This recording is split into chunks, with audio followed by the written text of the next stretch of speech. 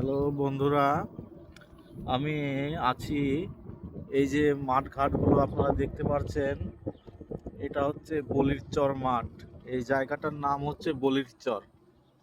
আগে বলি হতো কিনা জানি না। তো এই চরটার নাম হচ্ছে, এই মাঠটার নাম হচ্ছে বলির চর মাঠ।